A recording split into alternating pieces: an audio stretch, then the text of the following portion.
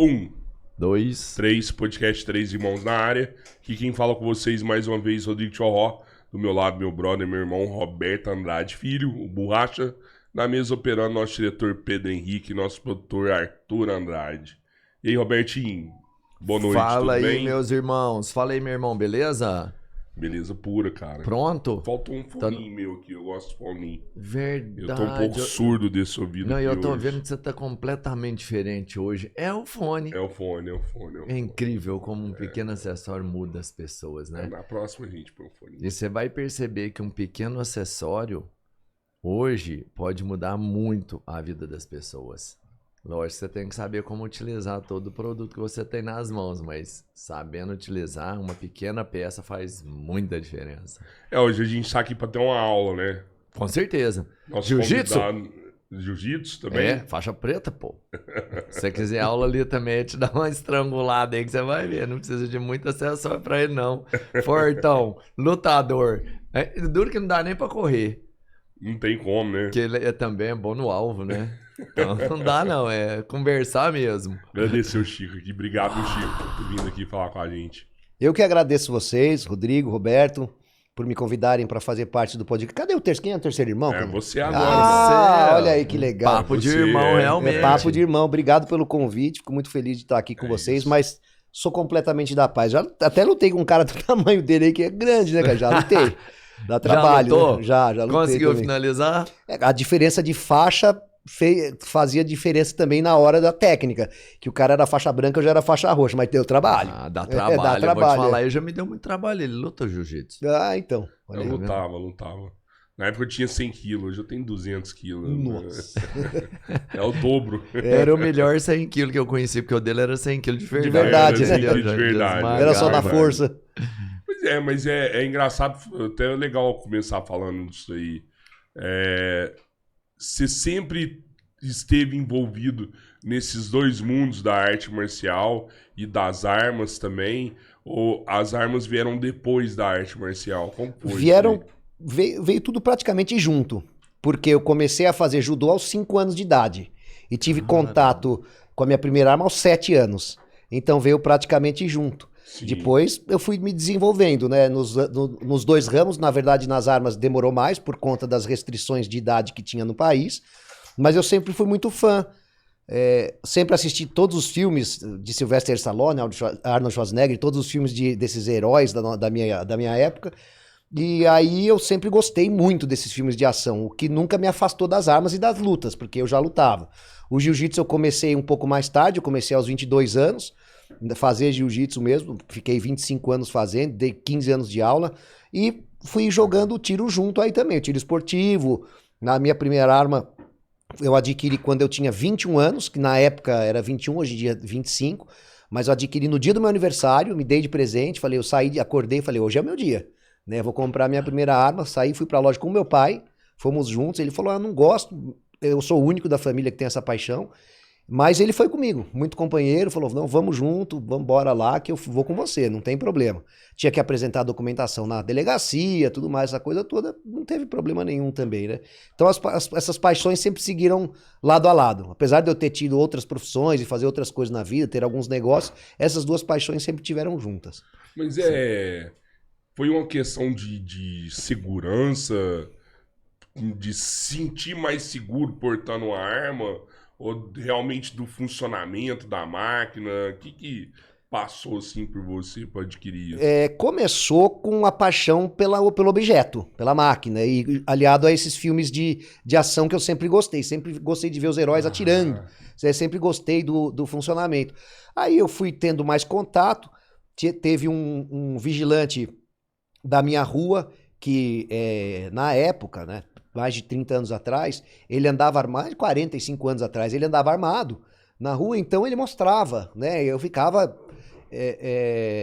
achava aquilo fantástico. E comecei a ter mais contato, comecei a ter mais, me interessar cada vez mais, até a vez que eu dei o primeiro tiro, aí não parei nunca mais. Não parei, eu gosto, a defesa, ela é consequência dessa paixão. Eu não fico pensando em defesa, era um objeto que pode ser usado para isso, mas o meu intuito é esporte. Eu pratico o esporte do tiro, eu sou um atleta do tiro. Então é nesse sentido, eu sempre gostei de competir.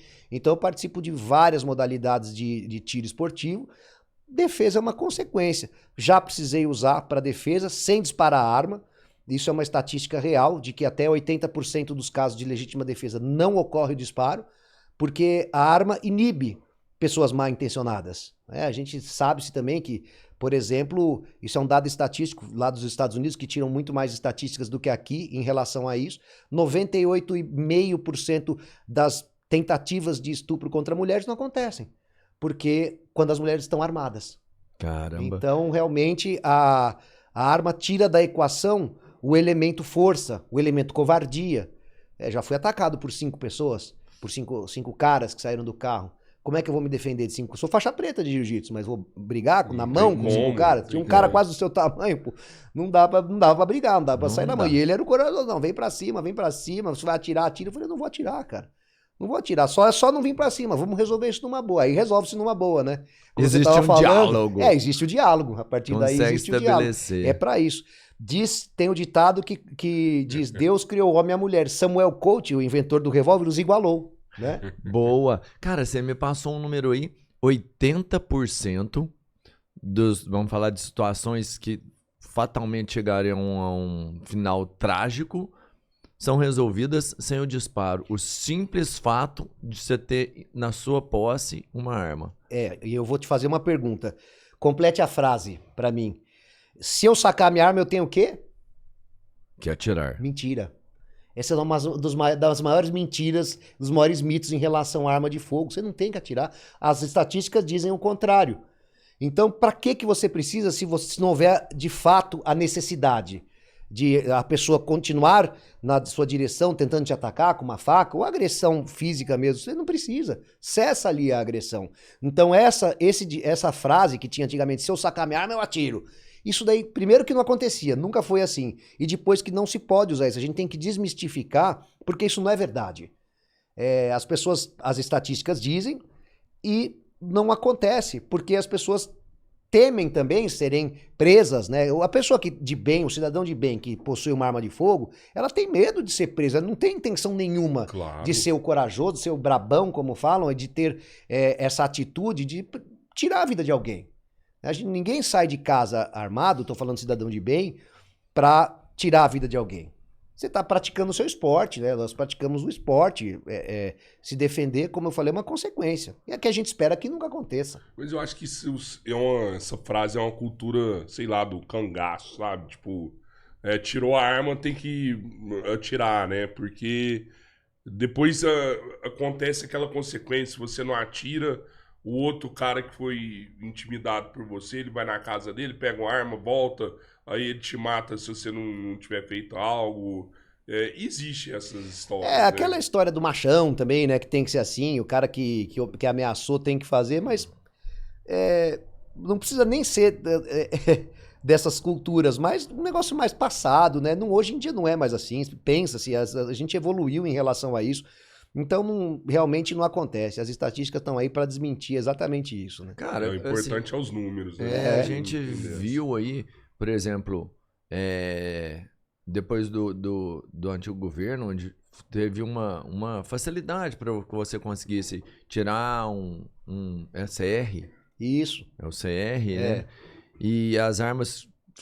Houve um aumento gigantesco de armas na posse das pessoas de bem. Porque as do mal sempre tiveram. Sempre tiveram. Só é idiota pra achar que não, que o do mal nunca teve. Sempre teve, né? Só que aí o cidadão de bem conseguiu equilibrar essa batalha.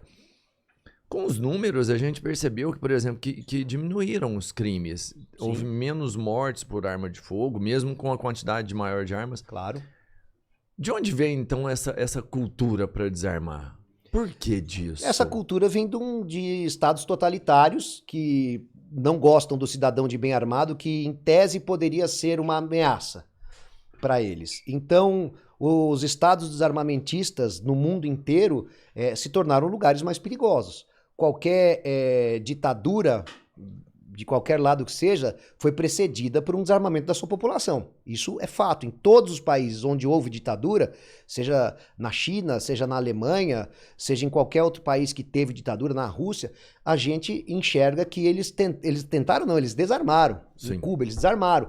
Na época da Revolução Cubana, que teve, o que eles fizeram? Eles chamaram os camponeses, chamaram a população para se armar, para combater o que eles chamavam de um governo que era corrupto.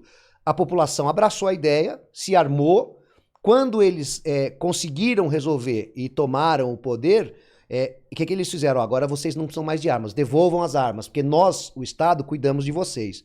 Isso fez com que os cidadãos devolvessem, aqueles que quiseram manter as armas em casa foram obrigados a devolver depois de um tempo, e aí virou o que virou, o que a gente já sabe, né? A população não tem como se defender.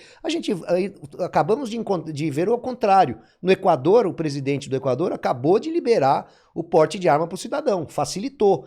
E o que você me disse não foi no governo anterior do presidente Bolsonaro que mudou a legislação em relação às armas, foi no governo do Temer.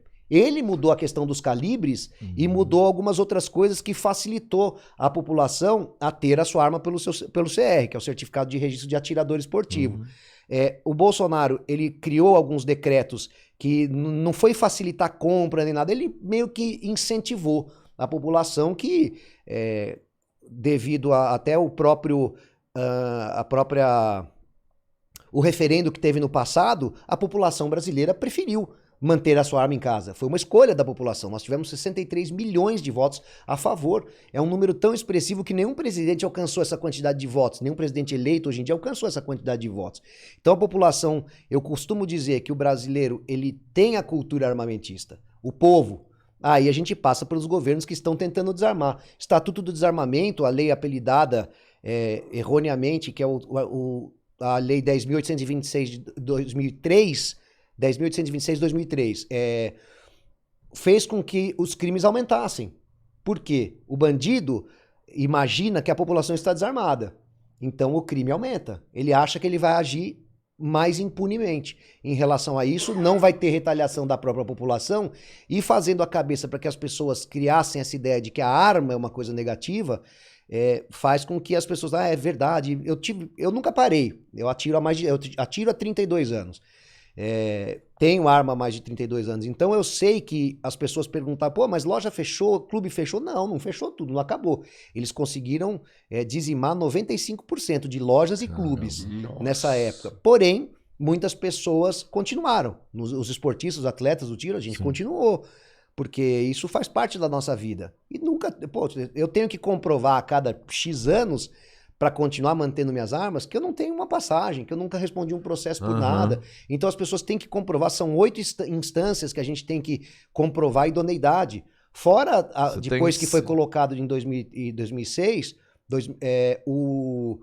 a comprovação da idoneidade psicológica, da idoneidade não, que a gente tem que comprovar capacidade psicológica e comprovar capacidade técnica, também através de laudos. Então, e depois tem um periódico que você tem que renovar? A cada X anos, isso daí varia de governo para governo, você tem que comprovar isso de novo, que você ainda está apto. O Brasil é um dos países, tirando os países que é completamente proibido você adquirir arma, o Brasil é um dos países que tem o maior rigor para a aquisição de armas. Realmente é um país que tem muito rigor na aquisição de armas.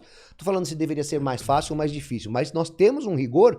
Os testes que são aplicados pela Polícia Federal para adquirir CR, eu sou instrutor credenciado pela Polícia Federal, é um dos testes que é copiado em outros lugares do mundo, porque é um teste que... Tamanha qualidade do teste. Com a qualidade do teste. Mas falando do esporte em si, quando você tem essa dificuldade, você cria toda essa oposição, né? Acaba transformando isso vamos pensar no esporte como uma coisa que é extremamente saudável. O atleta em si sempre é um cara de um psicológico melhor, uma forma física melhor. O esporte em si acaba entregando isso como um colateral de quem é um atleta, né?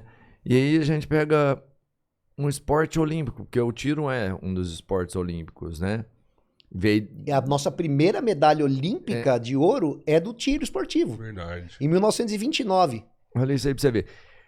Você tira a capacidade, às vezes, de um monte de pessoas entrarem, porque quando você diminui isso, você eleva o valor dessa estrutura. Como tem pouca gente, como tem uma... Porque tudo é produção. Quando você produz mais, você acaba conseguindo Deixa um preço menos melhor. acessível, você Menos fala? acessível para as pessoas poderem praticar o tiro, por exemplo. Você acaba inflacionando o valor de todo... Ah, sim, sem falar na quantidade de impostos que incide diretamente sobre produtos, insumos, munições, armas. A gente tem produtos e armamentos com mais de 80% de imposto. Cara, Então, realmente, a carga tributária é muito grande em cima disso. Para se manter no esporte não é fácil.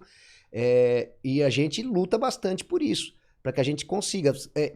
Em relação à pergunta anterior, até o índice de criminalidade, se você pegar os órgãos oficiais do governo, que sempre foi o IPEA, por exemplo, houve uma diminuição muito grande do nível de criminalidade, mais de 20% no índice nesse índice, de acordo com o IPEA. Se pegar os anos que foi incentivada a compra das armas e tudo mais, onde até as pessoas que tinham menos habilidade não queriam o esporte, mas queriam apenas se defender, se proteger, o bandido passa a ter medo. Porque ele não sabe se ele vai entrar aqui e vai ter alguém armado ou não. Ele prefere ir onde não tem, ele prefere assaltar a senhorinha, a tiazinha. E teve uma tiazinha de 82 anos que se defendeu. Foi lá no sul, não me engano, se defendeu, deu 5 tiros no bandido. Com pistola mandou... que ela tinha? Não, revólver. Revólver antigo, E se defendeu, levou o bandido a óbito e mandou pro buraco, né? Eu acho que Mas, todo mundo tem o direito de se defender, né? Você é a favor de todo mundo ter arma? Eu sou a favor de todo mundo que tenha um mínimo de habilidade, que tenha condição psicológica. Tem pessoas que não conseguem, né? Mas eu sou a favor, sim, desde que se comprove a habilidade, desde que tenha um mínimo de condições, que tenha. Porque não é todo mundo, né, que consegue isso. Então a gente não pode generalizar. Mas, estando dentro dos padrões aí mínimos, eu acho que sim. Talvez nem precisasse ser tão rigoroso a questão desses testes. Podia ser menos rigoroso, podia ter menos exigências para que você tivesse. Nos Estados Unidos acabou, o 27º estado acabou de aprovar o porte mais facilitado, vamos dizer assim, para as pessoas, para que as pessoas pudessem portar arma sem aquela grande quantidade de burocracia, e a criminalidade vem diminuindo, onde se adota essas medidas. Porque o bandido, quem tem cu tem medo, né, meu amigo? A gente já Verdade. conversou aqui, assim, eu gosto muito de falar sobre isso. Eu sou a favor de todo mundo ter arma, mas vamos lá. Algumas coisas que você perderia. Se um dia você for pego bêbado dirigindo, você perde sua posse de arma, você não pode ter mais. Porte, né? É porte? É porte, Posse, né? porte, mas se estiver portando... Ah, se um dia você brigou com a sua mulher, né? Ameaçou sua mulher, você perde também o direito de ter arma. E se isso fosse levado, assim, a rigor, a gente ia conseguir solucionar muito problema aí, Então, com a certeza. questão é realmente na aplicação das leis, porque o Brasil é um país de muita impunidade. Então, se você colocar um pouco mais de rigor em uma coisa aqui, uma coisa ali, você pode fazer com que, principalmente para a parte dos bandidos, que agem impunemente, são soltos na audiência de custódia. O cara vai preso, espancaram um policial na semana passada, caramba. foram aquilo lá é soltos na inacreditável audiência de aquilo. custódia já estão soltos. Então, como é que você coíbe esse tipo de ação da E bandidagem? no caso daquele lá, quando que é o excesso do policial? Ali não houve excesso nenhum. Não, sim, mas vamos supor, se é com você lá, numa situação daquela, você resolve se defender.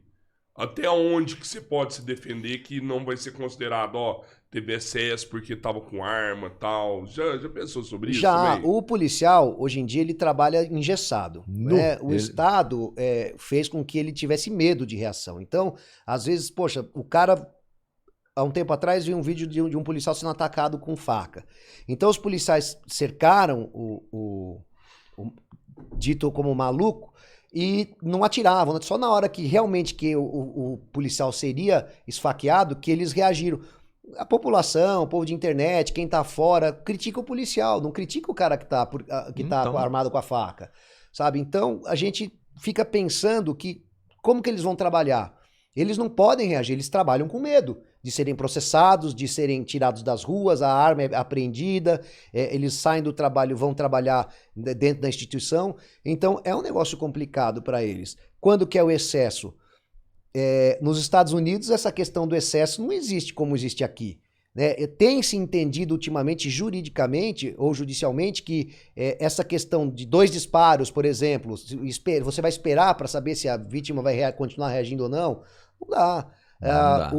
A legítima defesa, ela diz o seguinte, que você use os meios moderados e progressivos até que cesse a injusta agressão. Então, se você precisar dar 2, 3, 5, 10 disparos, depende do que tem que cessar a agressão. Só que ela é progressiva. Então, se você for, nesse caso do policial, que ele foi atacado por várias pessoas, ele não tem o que fazer. Não adianta você conversar, passou do limite da conversa, você não pode deixar ele levar a esse nível e ser atacado. Isso daí é o Estado sendo omisso em relação ao policial, ou tirando o direito do policial da legítima defesa. Né? Eu, como um cidadão de bem, e que já precisei me defender, nunca precisei atirar em ninguém, porque é o próprio fato que a gente estava até conversando antes, o fato da gente ter a arma, da gente poder se defender, isso primeiro joga nosso nível de ansiedade lá para baixo, deixa o nosso nível de segurança mais alto, e você não vai brigar por coisas bestas, porque você sabe que você pode arrumar uma confusão, uma dor de cabeça, você não deixa elevar o nível. Pô, vira e mexe, eu sou fechado no trânsito, vira e mexe, tem gente xingando, eu não tô nem aí. Pra que eu vou deixar elevar essa situação? Se virar uma briga que eu tiver que fazer alguma coisa, eu vou ter que responder por isso também, e responder de uma maneira ruim, né? Porque se tiver que atirar em alguém, ninguém quer atirar em outra pessoa. O cidadão de bem. Você consegue ficar nesse nível de tranquilidade? Eu assim? fico. Eu acho que as armas, eu considero que as armas deixam as pessoas mais tranquilas. Eu acho isso. Assim como eu sou faixa preta de jiu-jitsu, quando eu fui quanto mais eu me graduava, mais calmo eu era. Porque você sabe Pela que você pode reagir. Que você cria a confiança também. que você tem. Né? Então você tem dentro de si aquela confiança que você sabe que... Pra que você vai levar a sério um xingamento no trânsito, por exemplo? Alguma coisa na rua. Não leva a sério. É só em situações realmente de perigo. Eu sou muito cauteloso ao sair da minha casa, em relação à minha filha, eu tomo alguns cuidados, é um condicionamento mental para defesa que a gente faz parte dos meus cursos também. Primeiro, para não ser visto como uma vítima fácil.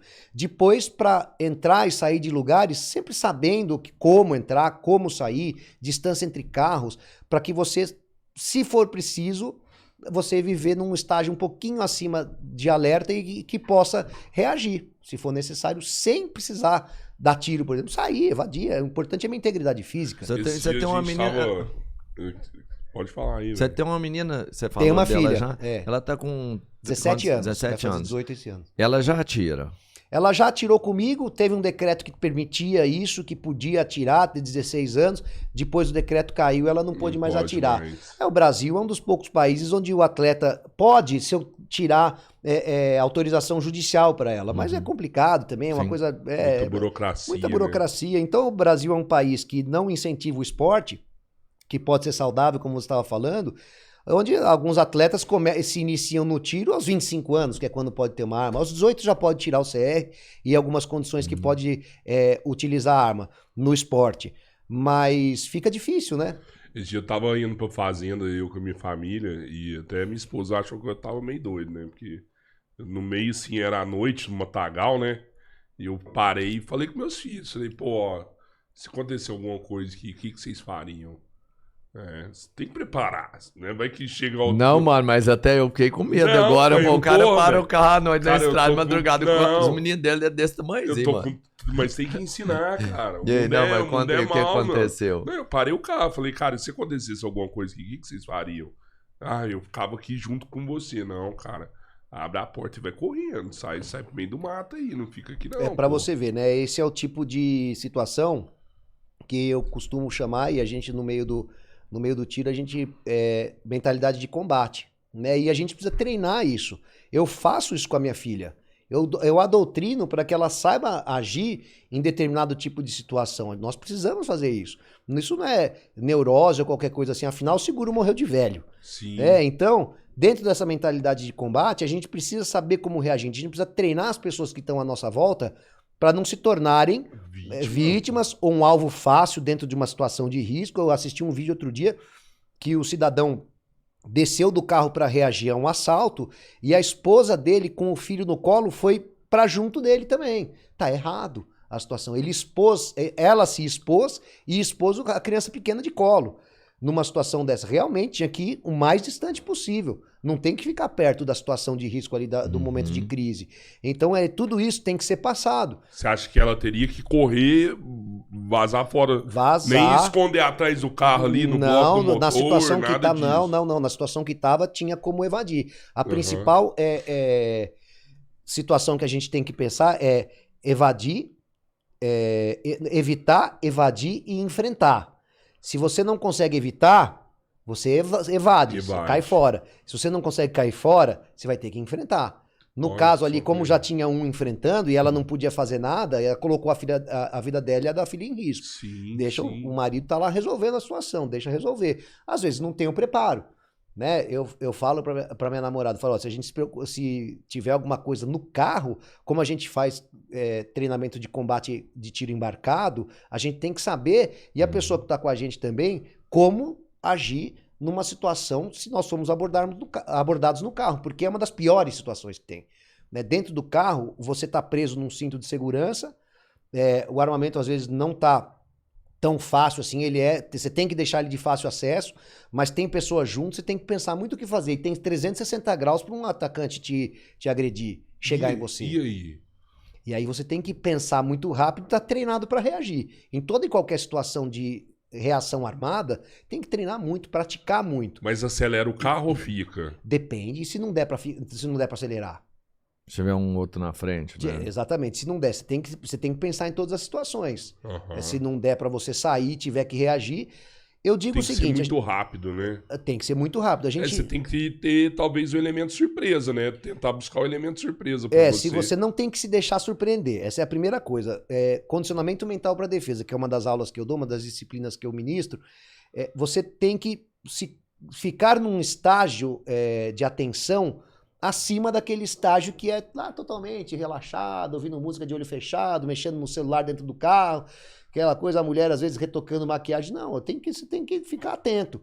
Para que se você detectar uma possível ameaça, você saber o que vai reagir. Você tem que detectar antes de ser abordado. A hora que você chegou, que o cara bateu com a arma no vidro do teu carro, você já perdeu. Cara, Eles falam, perdeu? Perdeu, Sim. Playboy. O curso de tiro, ele não é a última coisa do curso de tiro, é o tiro. Primeiro a gente treina as regras e procedimentos de segurança. Então, a gente... Como uma arte marcial, né? Vamos fazer esse comparativo, essa analogia, porque como eu treinei muitos anos, e eu trago a marcialidade do jiu-jitsu pro tiro, seja nos comportamentos e seja nos movimentos mesmo. A gente faz com que as pessoas aprendam primeiro a ter segurança, é o fundamento. Depois, a parte de fundamentos mesmo, de fundamentos do tiro, os fundamentos da parte esportiva do tiro. Primeiro precisa acertar o alvo. Depois você começa a imprimir mais velocidade, você começa a pensar numa possível defesa, você parte para os esportes, para as modalidades que existem e as maneiras que você consegue reagir. Né? Esses tiros mais voltados para a defesa é a última coisa que a pessoa vai aprender. Primeiro ela tem que saber manusear com segurança, não adianta nada sair manuseando de qualquer jeito. Então segurança e fundamento é a base de qualquer... Como a base de uma pessoa para entrar na faculdade? Tem que ter uma base na escola boa. Você tem uma base boa, você entra numa faculdade boa. Se você não estudar quando você é pequeno, você não vai conseguir entrar na faculdade. Eu já vi os atletas, por exemplo, a gente teve uma atleta dela de dardos. Ela arremessa dardos. E ela tem o dela, que é uma lança, no caso. Ela consegue lançar qualquer uma, mas quando ela vai competir, ela gosta de levar a dela.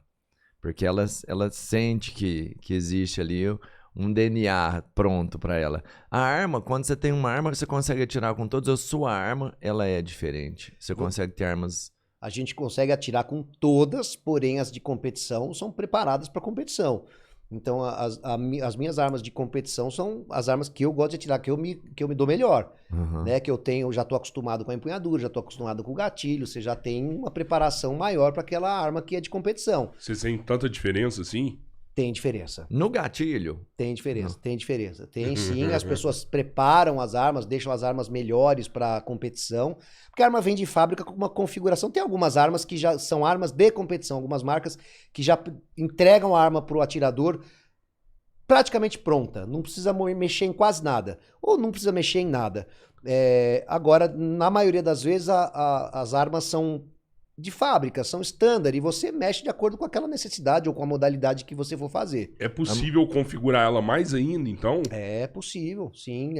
Alívio de gatilho, peças internas, configuração de Põe uma equipamento de mola pra pontaria. ficar mais duro, mais mole, mais mole, macio normalmente. Macio. Equipamento de pontaria, você pode mudar para marcas melhores. Como a arma vem standard, até quando você está falando em alto nível de competição de precisão, por exemplo, os canos são diferenciados, as câmaras, que a câmara é o que antecede o cano, são diferenciados, a munição tem que ser O diferenciada. que muda numa câmara normal para uma diferenciada?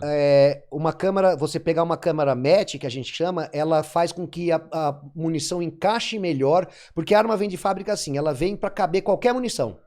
Certo. Quando você compra um cano match ou um cano apropriado para competição, ele não calça qualquer tipo de munição. Tem a munição com o tamanho correto, as munições match também, que batem com aquela configuração de cano e de câmara. Então tem um espaço menor para ter movimentação do projétil dentro. Isso faz diferença, aquela diferença entre o X e o 10 ou o 9 no tiro de precisão. Faz diferença. A munição também é diferente? A quantidade, sei lá, de chumbo, de Sim, para pólvora que põe para também, para competição? todos os calibres também.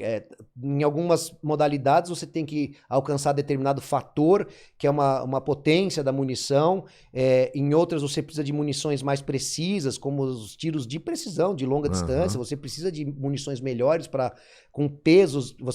A pessoa que faz a recarga para munição de precisão, por exemplo, ela pesa projétil por projétil, pesa a quantidade de pólvora, mede o estojo milimetricamente. É mais preciso do que ela vinda de fábrica nunca usada. Sim, mais preciso do que vinda de fábrica. Nos Estados Unidos, isso é comum nas competições de precisão, porque a fábrica, tirando algumas marcas que fazem algumas munições específicas para competição, a fábrica faz uma munição geral para que você consiga, para que toda arma tire. Mas como você quer uma precisão maior, você precisa configurar aquela munição para que ela te dê isso daí. Então você mede estojo, pesa projétil, pesa pólvora, faz a condição com que ela te dê um resultado melhor, né? E uma mira boa, digamos, tipo assim, eu sou muito ruim de mira. Mas se eu pegar uma arma que tá com uma mira top, eu vou conseguir. Aí eu vou te perguntar, será que a pessoa, um mau motorista, pegaria uma Ferrari e dirigia melhor que um Ayrton Senna? Não. Então não faz. Quem faz diferença é o índio, não é a flecha.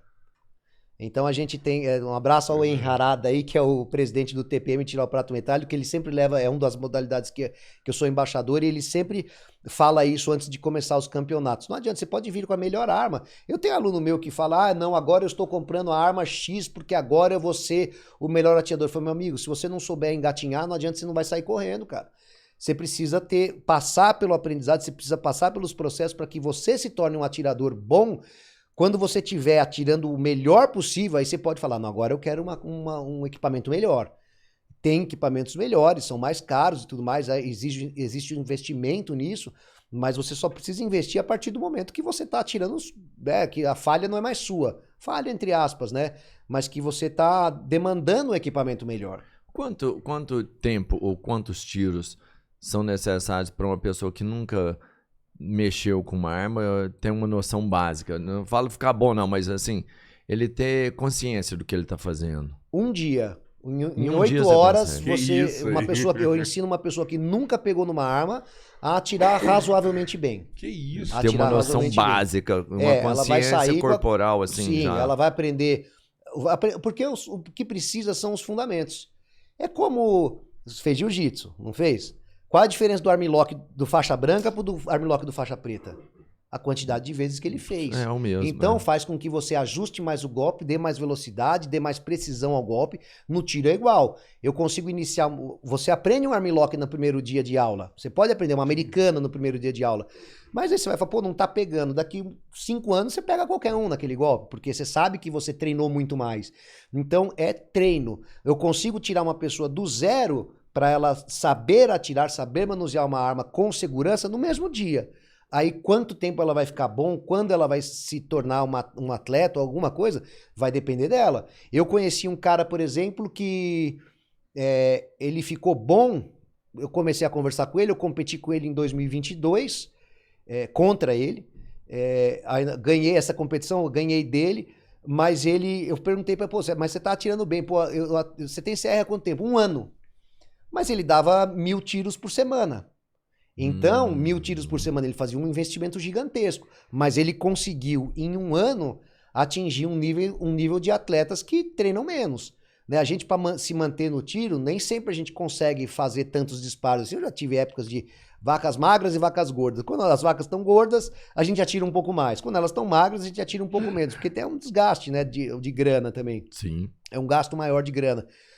Então, depende do quanto você treina. Você é aquilo que você treina. Eu fui heptacampeão paulista de jiu-jitsu, por exemplo. Ganhei muitas vezes. Eu praticamente não perdia luta. Dava aula, treinava 5 vezes por dia. Então, às vezes, você pega um cara que treina 2 vezes por semana, 3 vezes por semana, o cara que treina pouco, aí você pega o cara, ele não tá preparado. Eu treinava 5 vezes por dia jiu-jitsu, fora o condicionamento físico que eu fazia. Então, eu chegava lá, fazia 7 lutas e tava no gás ainda.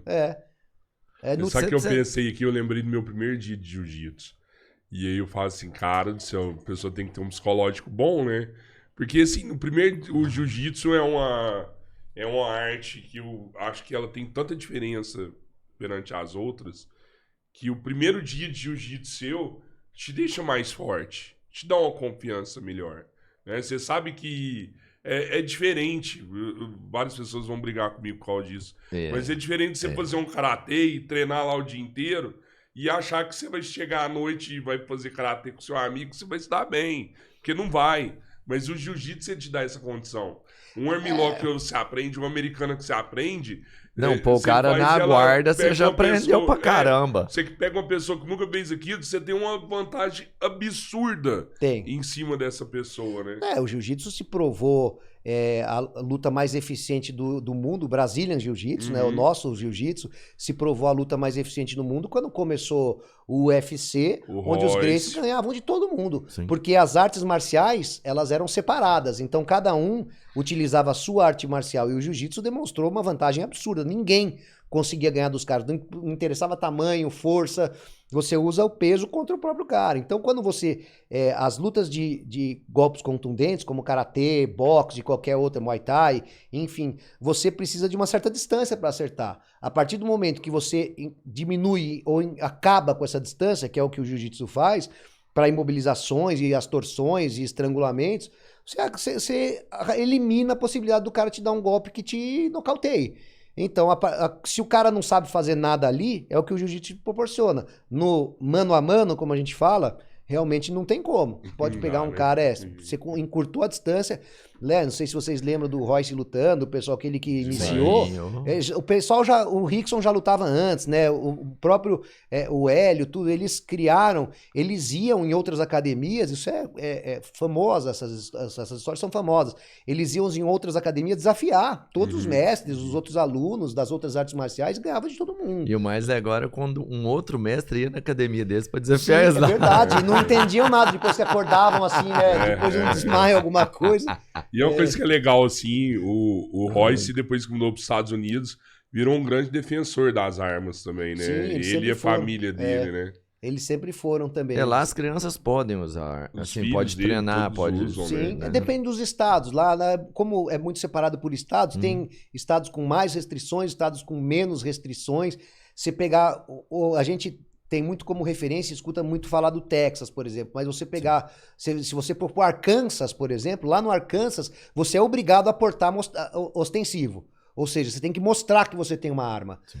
Se você não mostrar, você pode ser preso. A arma é super acessível lá no Arkansas, mas você tem que mostrar, porque eles entendem que a arma escondida, pode ser que você tenha uma má intenção. Então, se você tem arma, mostre. É super comum você ver no mercado uma mãe empurrando um carrinho de bebê e com a arma na cintura, com a arma dentro de um coldre. Então, é tranquilo.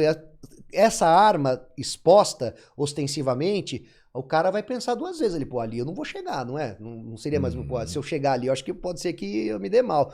Então essa é a ideia de alguns estados lá, de ter essa acessibilidade mais fácil e tudo mais. Você acha que o Brasil está preparado para ficar nesse nível?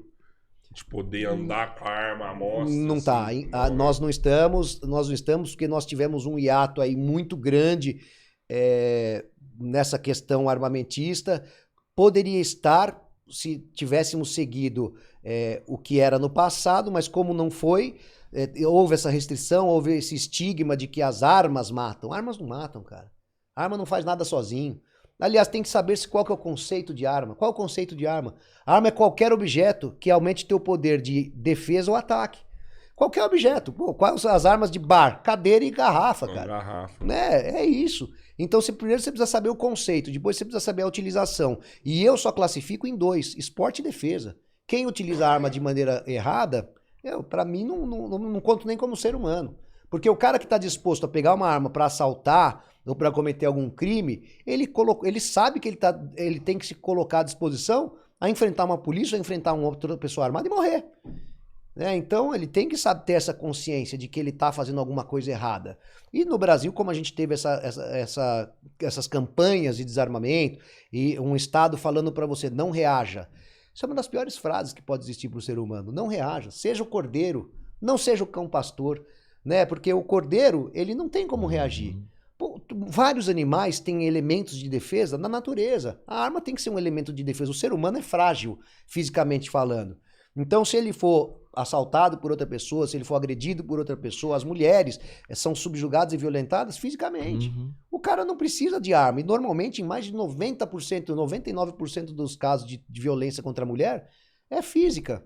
O cara se vale da força física superior dele para agredir. Não tem objeto para tentar, porque não precisa. Já ao contrário, quando a mulher se defende, ela evita. Porque o cara para, ela consegue parar o cara mal intencionado. Mas o negócio é que a gente fica preso, e aí você vê o Estado proporcionando essa situação de que se entregue, né, pro lobo, mas o Estado não consegue te defender. E não me entra, eu não consigo perceber, já que o Estado não consegue te dar a proteção devida, e se ele não te proteger, porque na defesa é a obrigação do Estado, o Estado é responsável pela sua segurança, é uma das obrigações do Estado, mas ele não te entrega isso. Se você for lesionado nesse seu direito, o Estado também não te ampara. Você não consegue, por exemplo, vencer uma ação contra o Estado nesse sentido. Exatamente. Não existe nenhuma ação que uma pessoa ganhou contra o Estado. Nunca vai ganhar. E ele não te entrega. E eu não consigo entender por que ele não te dá a oportunidade, já que ele não consegue te defender, a oportunidade que você mesmo se defenda. Então, mas em tese é uma obrigação do Estado, mas é um direito do cidadão. Então o Estado cumpre com a obrigação? Não. O cidadão consegue... Não totalmente, né? Ele faz, exatamente. Mas é impossível, não, impossível. Né? É impossível. É por isso que lá no Equador, agora, faz um mês, o presidente do Equador liberou, entre aspas, o porte de arma para as pessoas, para os cidadãos, porque a situação se encontra tão caótica na violência. Não, deixa o cidadão se proteger. O Estado não consegue proteger todo mundo. Você não consegue ter uma viatura da polícia em cada esquina das cidades. Imagina aqui em São Paulo tem até que tem uma quantidade de polícia, nem aqui não consegue. Cara, não Imagina em outros estados que mal tem, tem tá cidade vendo que nem tem. cracolante aí o tempo todo, aí, invadindo farmácia, supermercado, né? Dá até dó, assim. Dá. É uma Dono questão muito daquilo mais ali. social também, é difícil, né? Combater uma Cracolândia é uma coisa muito complexa, né? Pra gente, não é com armas que a gente resolve. Mas o cidadão que tem o direito, ele ser proibido de exercer esse direito é uma coisa muito complicada, né? Ele não pode ser proibido, porque o Estado pode até chegar e falar, não, olha, arma não é legal, arma não é bom, arma não sei o quê, mas você não pode tirar o teu direito. Se você achar que você tem que ter esse direito garantido pelo Estado, não cerceado. Não impedido. Até porque tem que ser uma livre escolha sua. Você tem se você não quiser usar arma, pô, beleza. Você não quer, não tem problema. Mas quem quiser, é o mínimo que o cara pode ter, mano.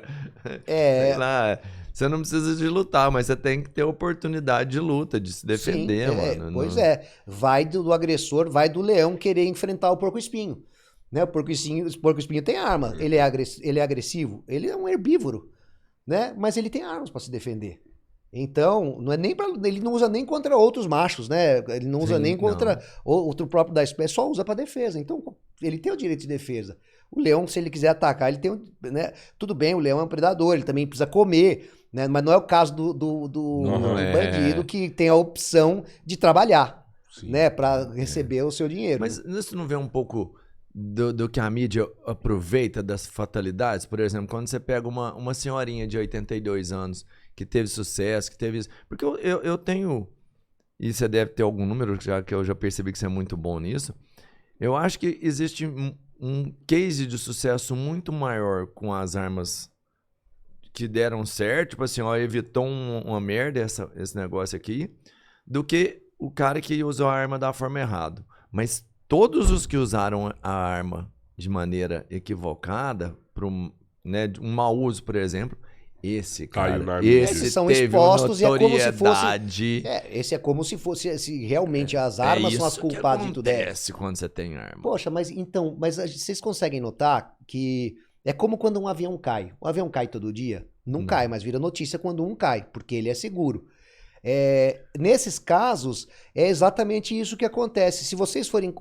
Se aqui é números, vamos lá, o Obama encomendou um estudo, agora eu não me recordo o órgão que ele encomendou, justamente fazer uma comparação sobre armas utilizadas por cidadãos de bem e crimes que as armas poderiam ser cometidas. Chegou-se à conclusão de que 6 vezes mais as armas eram utilizadas por cidadãos de bem da maneira correta do que da maneira errada. Então, o problema é que quando eles vão colocar aqueles números, né, as pessoas com algumas ideologias diferentes vão colocar em números, eles colocam números absolutos, falando que eles inserem ali, não o cidadão, junto com o cidadão de bem, ou junto com essas situações que um ou outro fez coisa errada, eles inserem crimes, brigas de gangue, eles inserem outros números que não fazem parte dessa realidade. Entendi. De quando uma pessoa errou. Porque errar, todo mundo vai errar. Todo mundo não, mas em qualquer meio vai errar. Há pouco tempo atrás nós vimos um médico com uma mulher parturiente passando o órgão genital na cara da mulher. Então, quer dizer, ele é um médico. A gente espera do médico melhor, a maior humanidade possível. E a gente, então, vamos fazer o quê? Vamos proibir a profissão médico? A profissão ele acho que era enfermeiro ou médico. Enfim. Anestesista. Que seja, né? A gente Não vai faz proibir. sentido Então não nenhum. pode, vamos proibir a anestesia. Né? Não pode mais faz usar sentido anestesia, nenhum. porque senão a culpa é da anestesia. Não é. É um cara agindo por trás dessa situação. Então a gente coloca com isso, fez com que a ONU, que é o órgão mais desarmamentista do planeta, fizesse um estudo também em 2011 e chegou-se à conclusão de que acima de 85% das armas utilizadas por cidadãos de bem eram utilizadas da maneira correta. Isso quebrou a perna do pessoal lá, né? Porque é de fato, isso é um fato. A pessoa que ainda mais no Brasil, que nós passamos por vários testes para conseguir, tem que provar a idoneidade e toda aquela coisa, faz com que esses fatos sejam verdadeiros. As pessoas não podem ter nada. Você falou, agressão da mulher, não sei o que, você não pode ter nada. Você colocou como, se você agredir a mulher, você perde. Aqui já acontece isso. Qualquer coisa que você tiver, qualquer processo, qualquer processo que você estiver respondendo, você perde os seus direitos, você perde teu CR, teu CR é isso suspenso. É bom, então, sim, isso já acontece. Então é uma situação que já acontece. Mas tem processos que não deveriam cancelar porque não são crimes e você, só pelo fato de você estar respondendo, nós somos um dos... acho que o único país democrático no Brasil que não vive uma ditadura nem nada assim, que o exército é responsável pela situação do atleta. Não tem outro país. Qual outro país que o exército é responsável pela condição do atleta de tiro? Cuba, China, esses países. O Brasil, até onde a gente saiba, nós vivemos uma democracia. Né? Então não tem exército regulamentando a arma na mão do cidadão de bem de atleta. Você tem 2 situações para você conseguir o CR. Uma é pela Polícia Federal, a outra é pelo Exército. A Polícia Federal não é CR, tá? A Polícia Federal ela te proporciona o posse ou o porte. É para defesa. É uma categoria. Arma para defesa, você tira o documento pela Polícia Federal. Arma para esporte, você tira pelo Exército. Quero me tornar um atirador esportivo, de alguma modalidade. Aí você tira o seu CR, que é o certificado de registro de atirador esportivo. Ou caçador ou colecionador. Né? No Brasil a gente não gosta muito do termo caçador, porque remete a coisas negativas, sendo que mal se sabe que os caçadores mesmo, de outras partes do mundo, são uma classe dos maiores conservacionistas do planeta. As reservas... que existem na África, por exemplo, são mantidas graças aos caçadores legais, tá, gente? Tô falando de caçador legal. No Brasil a gente chama manejador, que o permitido é o manejo do javali, né? Do javaporco, que se tornou uma praga. Então, ou colecionador, que é a sigla CAC, né? Caçador, atirador ou colecionador. Então, nem todo mundo se enquadra nas 3 letras. Então, a maioria das pessoas nem é colecionador, mas... se enquadra nessa situação aí. Então, para exército, para esporte, Polícia Federal, para defesa. Né? O porte é uma coisa bem difícil de conseguir, o cidadão realmente precisa comprovar a efetiva necessidade, precisa ter sido ameaçado, precisa ter sofrido um sequestro, precisa comprovar tudo isso para que você consiga ter teu porte, né? E algumas outras situações específicas também. Difícil O demais. caçador aqui, você falou do caçador a nível mundial e tudo mais. O caçador aqui, é só pra gente deixar, pra mim entender, e pra quem estiver vendo isso aqui entender a diferença. O caçador, quando ele é um caçador, ele segue a regra certíssimo. Ele é o cara que tem a arma pra usar da maneira correta. O que não usa, ele é o bandido igual o bandido que tem a arma lá do morro Claro. também. Esse cara ele vai ser preso, ele vai se ferrar na frente, entendeu? Então assim, não tem que ter um estigma, pô, esse cara é caçador, esse cara é um monstro. Aí Não, que ele tá, tá controlando o ambiente para que esse não se acabe ali na frente. Porque o javali, eu sei, mano, onde ele passa, ele é um destruidor mesmo. Ele destrói fauna, ele come todos os filhotes, todos os ovos de todos os animais rasteiros, por exemplo.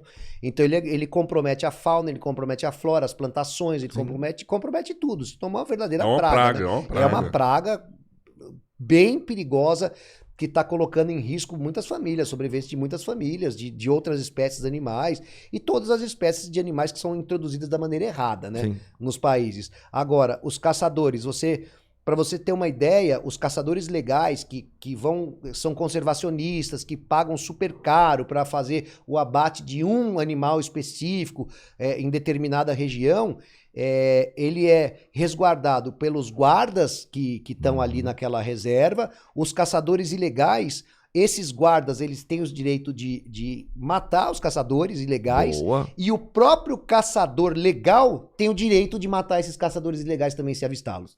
Sério? Isso daí eu tava conversando com um No caçador. Brasil, isso? Não. Lá na África. Na África. Vamos colocar na África. Aqui no Brasil, não, né? Aqui Caralho, no Brasil, a única caça. assim, hein? A única Dá caça ruim. que existe é o manejo do Do javali. javali. Que não é ilegal, né? É regulamentado e é regulamentado pelo IBAMA. Você tem que tirar um documento do IBAMA, você tem que pedir autorização na fazenda que você vai estar, porque normalmente as terras são divididas em fazendas, então você tem que tirar autorização para estar naquela fazenda específica. Se você passa para outra fazenda, você pode Mas ser na preso. África, então, o caçador pode bater o caçador ilegal. Pode bater o caçador ilegal. Porque lá na África é complicado essa questão da caça irregular também, né? Porque abate os animais, abate um rinoceronte por causa de um chifre. Né? Isso acontece também na Ásia com o tigre também, abate o tigre por causa da pele, por causa do pênis, que coloca como afrodisíaco lá na Índia. Então, eles têm, esses caçadores são abatidos pelos guardas, as reservas são super bem guardadas mesmo, eles têm um mini exército ali para defender e esse mini exército só foi gerado por conta dos caçadores que são conservacionistas. Dependendo do animal que você abate, você tem que pagar $100 mil para abater um animal. Então isso gera, você não leva carne, então você gera alimento para aquelas tribos, aquelas pessoas que estão ali trabalhando em relação às reservas, você gera dinheiro, você reserva, né, você contribui com os impostos para que, né, se desenvolva um pouco mais a população local de ali. novo em proteção, né? Sempre em igual a proteção. gente falou. E conserva a reserva. Né? Sim. Porque se não tiver reserva, não tem animal para caçar. Né? E é um animal aqui, um outro ali, sempre contado, tudo certinho, diferente dos caçadores. Como você falou, gostar ou não gostar, de fazer ou não fazer, de ter a arma ou não ter, é uma opção da pessoa. A questão ideológica de algumas pessoas é a seguinte: eu não tenho, mas você também não pode ter. Só porque eu não gosto. Não, se eu não gosto, eu não tenho. Se eu acho perigoso, você também não pode ter. É uma opinião pessoal. Como é que você vai cercear o direito da outra pessoa de possuir a sua arma ou de fazer uma coisa que ela gosta? Você está cerceando o direito. Você está censurando a pessoa. Você está fazendo com que a pessoa não possa exercer o seu direito. Né? Então não se mete na vida da outra, que eu não me meto na sua, cara. É tipo o que você falou da Mulher Maravilha. Que ela não gosta das armas. Exatamente, A Mulher Maravilha não gosta de armas. Que legal, né? Mas ela tem superpoderes. Ela é a prova de balas, ela voa, ela é super forte. Ela é uma arma viva. E ela não gosta de arma de fogo. Mas ela usa lança, usa espada, usa flecha. Todas as Amazonas lá usam flechas, usam arco e flecha. e são super poderosas. Então conseguem, super rápidas, conseguem evitar bala com os braceletes, né, que ela tem lá, com escudo, enfim. Ela utiliza de armas, mas essa é uma analogia que foi muito bem colocada aí, que ela, eu não gosto de arma, torce a arma do... Tá certo, a arma do bandido eu também não gosto. Na mão da pessoa errada eu também não gosto. Mas se você é uma arma viva, como é que é? Lógico, né? Você montou um curso pra vender, falando de armas e de segurança. Você tem esse curso? Tenho, sim. Os cursos começam... A gente não pode falar de um curso de tiro que seja, mesmo do básico, sem falar de regras, modalidades de esportivas. E hoje mesmo eu dei um curso para as mulheres, um curso feminino, né, que às vezes elas se sentem mais à vontade de estarem entre si, sem os caras dando pitaco e tudo mais.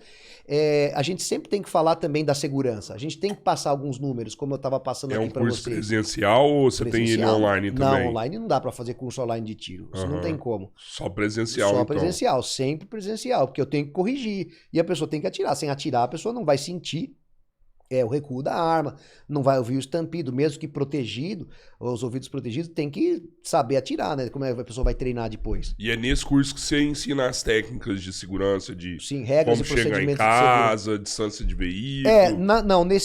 O curso básico, ele é voltado para precisão. Por isso que eu falo, em um dia eu te tiro da inércia, o do zero, e te ensino a acertar o alvo. Isso sim. Agora, você precisa continuar, né? Então, por exemplo, vamos fazer a analogia ao jiu-jitsu de novo. O leg lock, ele só vale na faixa marrom. Sim. Certo? Então, tem alguns golpes que valem nas faixas mais avançadas. Para você passar para o tiro de defesa, condicionamento mental para defesa, você precisa avançar um pouquinho, treinar um pouquinho para outras coisas.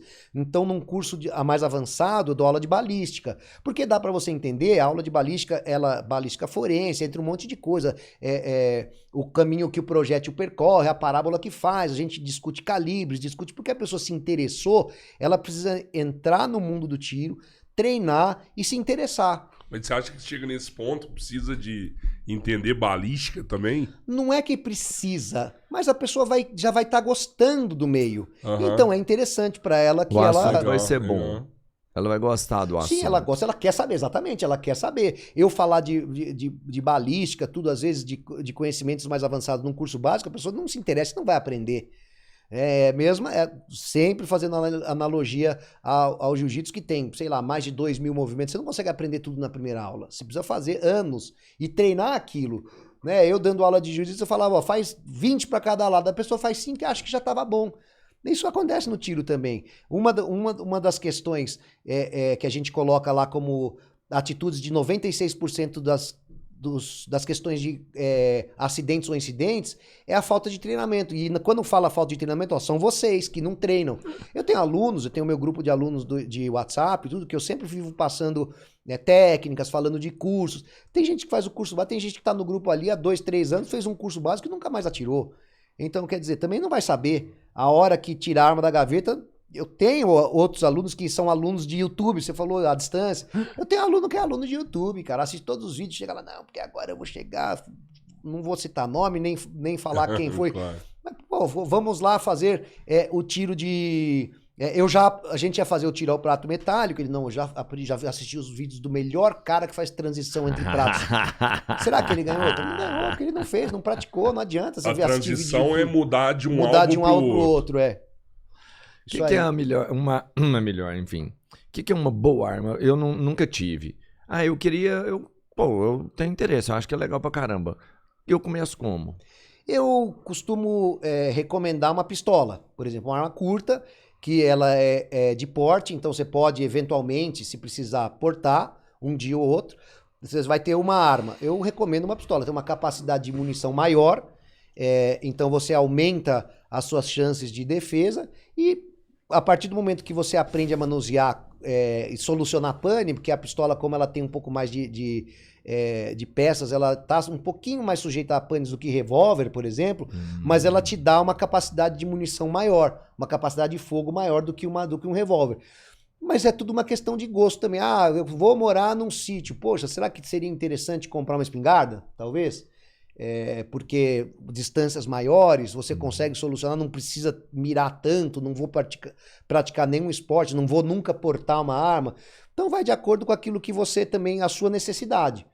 A carabina não precisa mirar tanto? Carabina, sim. Carabina, como é cano de alma raiada, você precisa acertar o tiro. Ah, tá. Você precisa mirar. Espingarda, como tem munições que são de vários balins, abre um pouco mais o tiro, você precisa colocar na direção. Colocou na direção, meu amigo, sai correndo, né? Eu não sabia disso, cara. Que da hora. O que é a distância? Você falou assim de um tiro mais longo, e aí sim seria um rifle, e um tiro mais curto com pistola.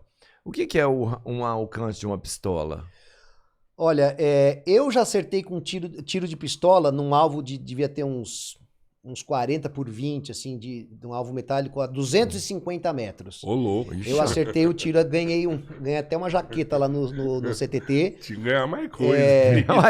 A efetividade de um tiro de arma curta, não que você vai mirar e vai acertar, tá? Mas ela pode matar até uns 300 metros, aí você acerta. Quanto mais longo o cano... E se acertar, é letal. É letal. Aproximadamente. Também aí vai depender do calibre, vai depender do comprimento do cano, porque um cano maior, com a munição adequada, tem um projétil que pega mais velocidade e atinge distâncias mais longas. Você pega um tiro de carabina aí, dos primeiros calibres, você alcança até 1,5 km de distância. Caramba, muito alcance. Maior. Não que você vai mirar e acertar. Sim. Né? Tem-se muito aí... que o 5,56 foi um calibre que tinha sido liberado para as competições, para o cidadão, foi proibido, depois no final do governo passado foi proibido, tornou-se restrito, e depois a gente está procurando, é um calibre que é pequeno, é para distâncias curtas, assim, até 300 metros, eu falo distância curta para uma arma longa, efetividade de 300, alcança, não, eu vou alcançar 500 metros, alcança, 500, 600 metros, dá para acertar, mas não é uma arma que foi feita para isso. A gente vai aumentando o calibre para que você alcance distâncias maiores. O tiro mais longo da história do sniper, que efetivou um disparo mais longo, é o canadense. Americano? Foi o canadense, eu esqueci, ele foi até para a guerra da Ucrânia agora, ele alcançou o alvo a 3.450 metros, mais ou menos. Então, realmente... Mas ele tinha mira pra isso? Cara, não dá, né, mano? Imaginar um negócio Cara, porque não dá desse, pra ver, né, É mano? surreal, né? Você faz os cálculos, você calcula, mas realmente ele... Uma precisão muito grande. A arma alcança, para você ter uma ideia, a arma alcança. Sim. Um calibre, 50 BMG, o projétil chega a 6 quilômetros. Então, quando a gente fala daquela munição da bala perdida, né, proveniente de muitas vezes, você nem sabe onde foi parar o tiro, né? E eu não gosto nem desse termo, eu gosto de falar bala achada, porque eu nem uso bala, é projétil, né? Uhum. Mas a gente fala bala achada, não foi perdida, foi achada, tá ali, né? Nossa. O que não se sabe, o que não se comenta muito, e se fala, pô, a agressão dos policiais nas comunidades, gente, a agressão 99% são dos próprios meliantes, né? E a gente vê a inversão de valores quando a gente escuta falar, poxa, o bandido não teria fuzil se a polícia não tivesse. Mas, cara, como assim? Se não tivesse bandido, nem polícia precisava existir. Então, 1% de pessoas que subjugam os 99% porque estão armadas dentro das comunidades. São covardes que vivem ali à margem da sociedade dentro da criminalidade, né? A gente não pode fazer um estado de bandidolatria, né? Idolatrando esses bandidos, fazendo com que a polícia seja colocada como vilã da história, né? A polícia está ali para defender a sociedade, para solucionar os problemas e combater esse crime que é tão difícil, né? É complicado. Pô, eu fiquei curioso, esse tiro de longa distância, você chega a calcular vento com ele, né? Isso. Atira mais pra cima pra ele pegar mais embaixo, tem isso tudo. Calcula. Normalmente, esses atiradores de longa distância, os snipers, que são conhecidos, né, militares, porque a gente tem os tiros de longa distância esportivos também. Mas o tiro de longa distância no esporte, você pode fazer o tiro de ensaio.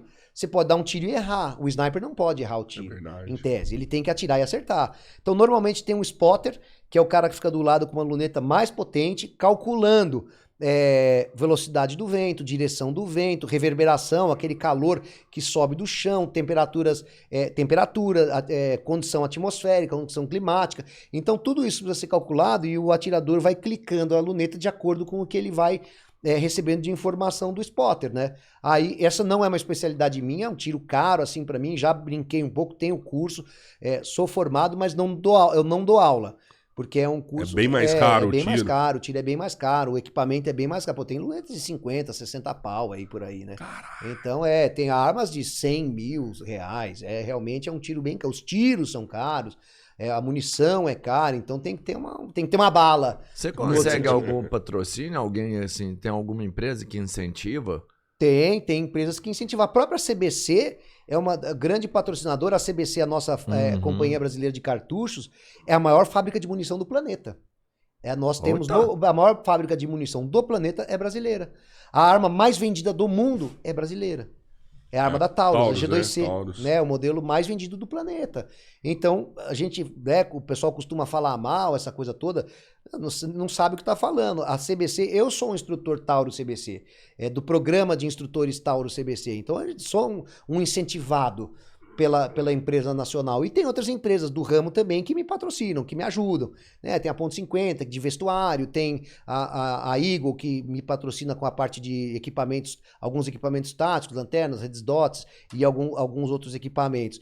Tem o pessoal da Up One, que faz um lubrificante fantástico também, que são os incentivadores do esporte. Tem outras empresas também que patrocinam o esporte, né? São dessas pessoas que a gente depende muitas vezes também. É legal que você se veste assim, né? Faz parte do tático. Tudo paramentado, né? É necessário, tá? Não, necessário não é, mas faz parte da indumentária do negócio. É a mesma coisa que o cara de jiu-jitsu não vestiu kimono, né, pra dar aula. Sim.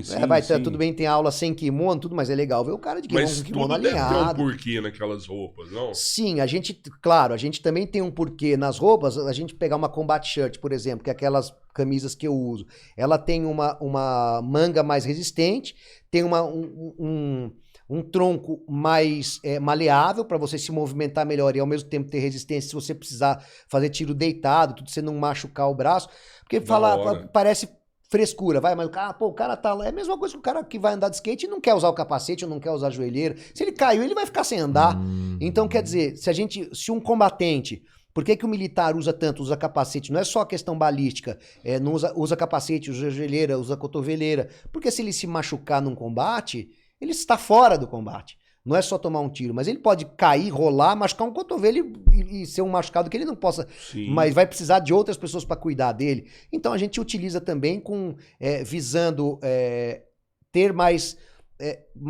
Porque a palavra tática é um pouco assim também mal interpretada. E o que é tática? Vocês sabem o que é tática? Tática é um planejamento. Planejamento, para resolver qualquer situação. Então eu pergunto, o curso básico de tiro, ele é tático? Não deixa de ser, porque a gente está utilizando dos meios disponíveis para alcançar um determinado objetivo. Então, a indumentária, a roupa, faz parte que a gente vai escolher. Eu não posso falar para uma aluna minha, vem de salto.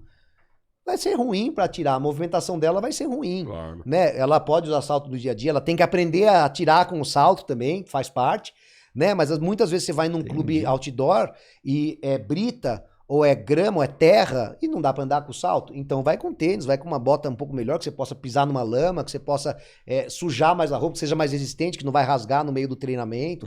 Então tudo isso faz parte, né? De você utilizar os equipamentos adequados para aquela modalidade que você está fazendo. Ô Chico, no jiu-jitsu você chegou a treinar defesa pessoal de arma? Muito pouco.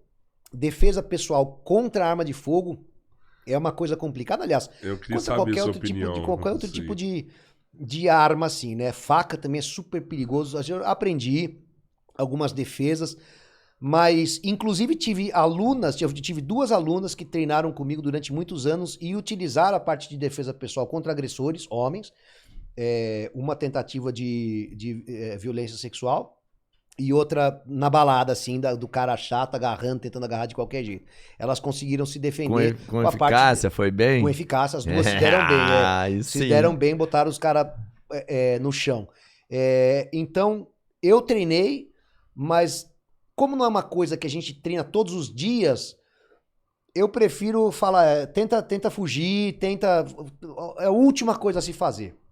Eu acho que mesmo se treinasse todo dia, não. Esse treinador é um Eu risco. acho que é complicado aquela defesa Utilizar, ali, né? utilizar isso é que, meu, você vai morrer, você tenta qualquer coisa. Né? A gente falou sobre Então, a se última, for né? a última consequência, a última tentativa para que você sobreviva. Né? É uma questão de sobrevivência. Até a utilização da arma de fogo, pô, cara, quando que você vai utilizar? É a última consequência. Não é a primeira opção, é a última opção. Pô, eu vou morrer, eu fui abordado, ou eu percebi que a ameaça é real e você precisa, é uma ferramenta. Né, como outra qualquer que você pode vir a utilizar para a defesa. Você acha que seria legal a gente falar de arma de fogo dentro de uma academia de jiu-jitsu, assim? De uma maneira, não sei, mais superficial, não precisaria aprofundar tanto. Eu já faço isso. Eu tenho um amigo que eu formei faixa preta, que é o Carlos Alexandre, o mestre Alê, da Colisão. Eu o formei faixa preta. Hoje em dia ele tem 3.000 alunos e ele sempre me coloca como mestre dele. Eu parei o jiu-jitsu em 2011, parei de lutar e dar aula em 2011, mas eu tô dando aula de tiro hoje pra ele. Ele tá atleta do tiro. Ele falou, cara, você não sabe a felicidade que é eu ter você como meu mestre de novo, agora no tiro. Então ele tá praticando algumas modalidades, a esposa dele entrou, já fez curso também. Eles têm curso marcado agora no começo de maio de novo comigo, porque ele tá progredindo no tiro, ele gostou. Eu acho que, como eu trouxe a marcialidade pro meio do tiro, são coisas que podem estar ligados, primeiro porque são esportes e podem ser também utilizados para defesa. Então, o jiu-jitsu ele não é uma briga, ele é um esporte. Então, você pode utilizar o jiu-jitsu para defesa? Claro que pode utilizar para defesa. Assim como arma de fogo, você pode utilizar, mas você pratica o esporte. Tem gente que só quer praticar, que só quer ter arma para defesa. Ok, tira pela Polícia Federal, treina 2 vezes por ano, vai lá, faz aqueles treinos, ou vai num clube praticar um pouquinho com as armas do clube. E você consegue se desenvolver para usar só para defesa. Não quero praticar nenhuma modalidade. É opção também da pessoa que só quer para defesa. Tem gente que gosta. Eu acho que a gente tem que aliar uma modalidade esportiva para você praticar um pouco mais. Por isso que eu faço várias modalidades. E aí, a legítima defesa é consequência, né? Eu lembrei de uma coisa que agora eu estava falando. E você falou de mudar, que você veio do jiu-jitsu, foi professor, agora dá aula de tiro.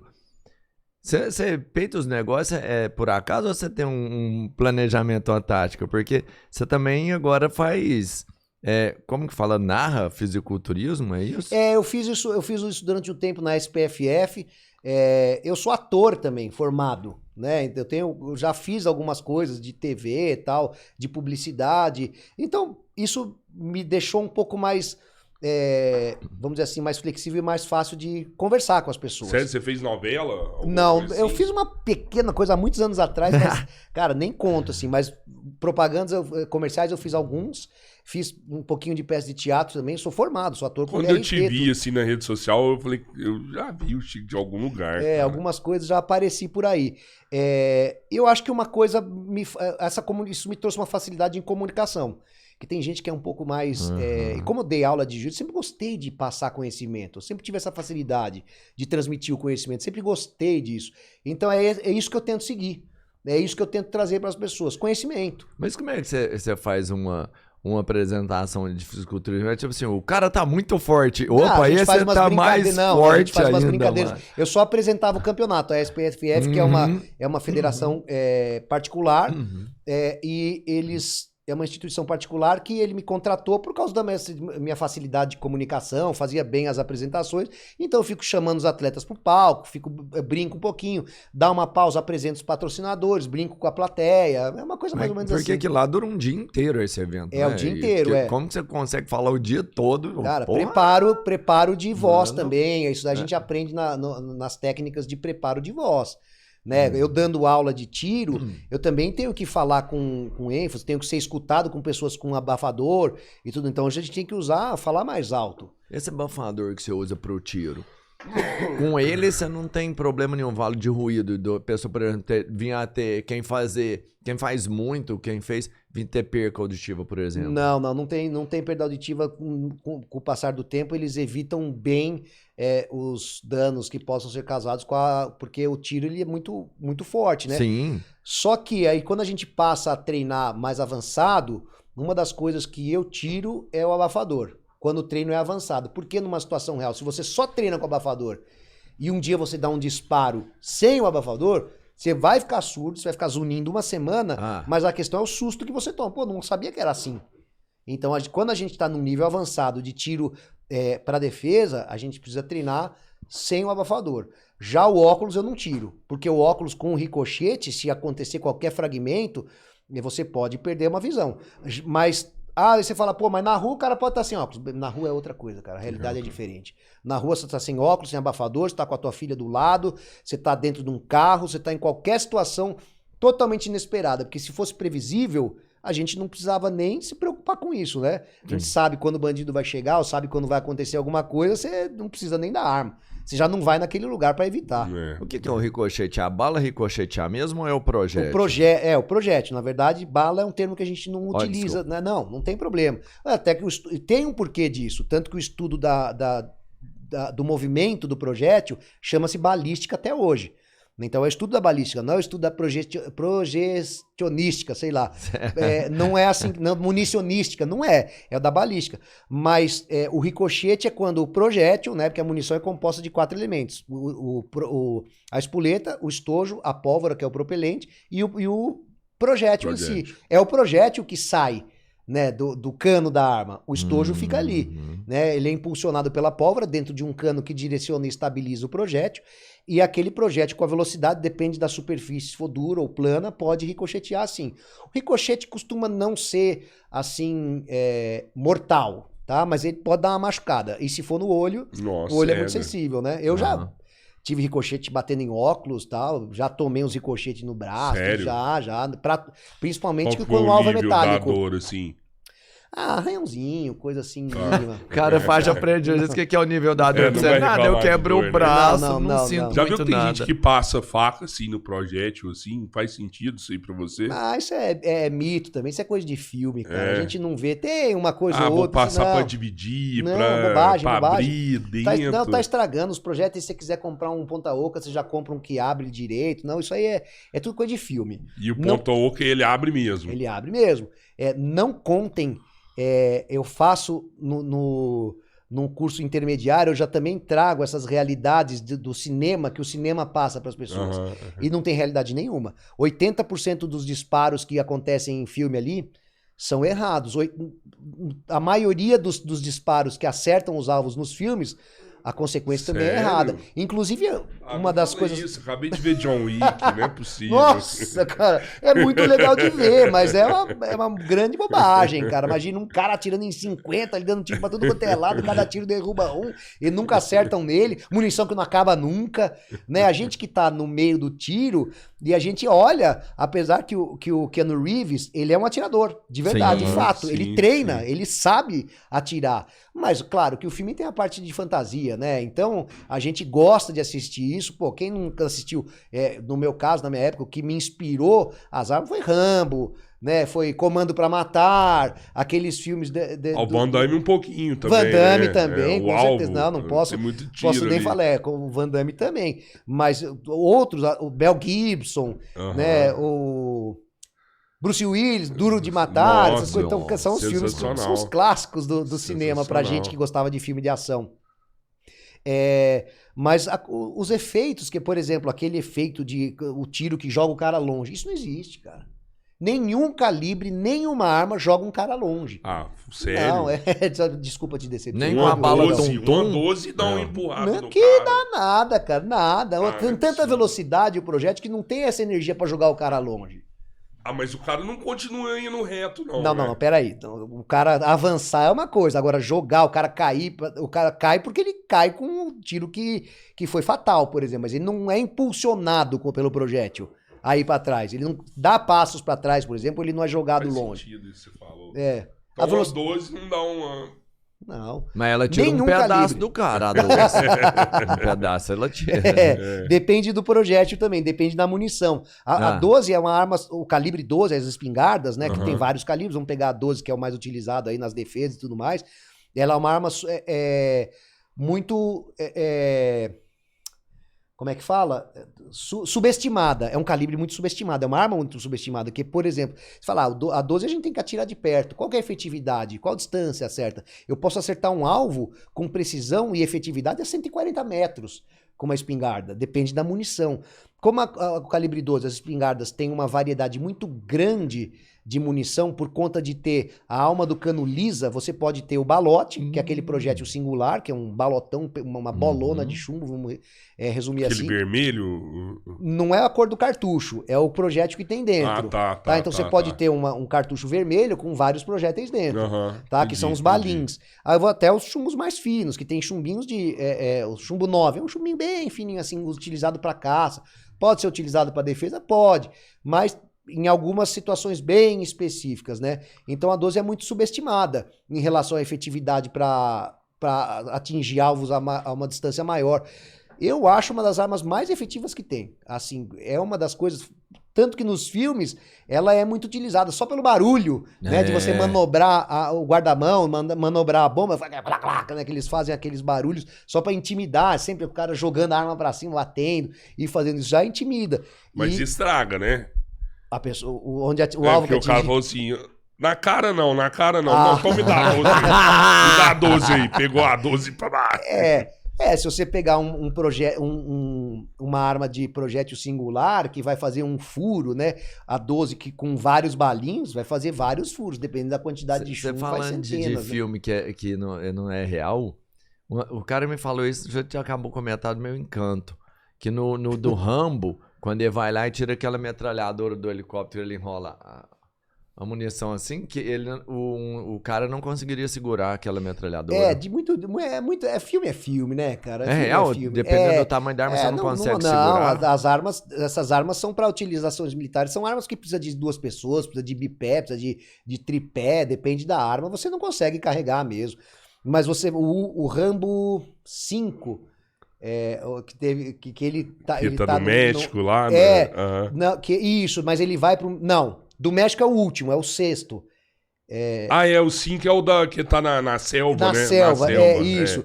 Lá ele pega uma .50 de cima de um Jeep, aquilo ali tem até um certo realismo no que o projétil faz com aquelas pessoas que... eu já vi alguns vídeos reais de BMG, de 50 BMG atingindo alguns alvos e realmente ali joga pedaço pra tudo quanto é lado. É bem parecido aquilo ali. Oi? É bem parecido aquilo ali. É um pouco parecido, sim. O Rambo cara, é foda. Você fala... o Rambo é foda. Meu herói, cara. Agora, falando de outros países, um amigo meu, ele morou nos Estados Unidos um bom tempo e ele voltou de lá, eu nunca esqueci quando ele me explicou isso, e falando sobre desarmamento.